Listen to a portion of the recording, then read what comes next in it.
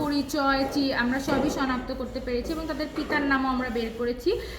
আমার পিতার নামটা আপাতত যেহেতু ডকুমেন্টটা নেই আমার মনে নাই, তবে একজন হচ্ছে ইমরান, সে হচ্ছে কাউখালী ডিগ্রি কলেজের সভাপতি ছাত্র দলের, আর একজন হচ্ছে হিমেল, সে হচ্ছে কাউখালী ডিগ্রি কলেজের সাধারণ সম্পাদক ছাত্র দলের ওই একই কমিটির, এবং তাদের সাথে ছিল তাদের সাংগঠনিক সম্পাদক মূলত ড্রাইভারের কাজ করতেছিল বাইকের, আর বাকি দুজন বিশেষ করে ইমরান যে সভাপতি সেই কিন্তু সর্বপ্রথম ওই শিক্ষকের গায়ে হাত তোলে, তাকে লাথি মারে এবং পরবর্তীতে হিমেল সহ এরা মিলে আমাদেরকে শারীরিকভাবে লাঞ্ছিত করে। ছোট্ট করে একটু বলবেন ছিল যে আমরা কেন হিলস উইমেন ফেডারেশনের এই সমাবেশে এসেছি।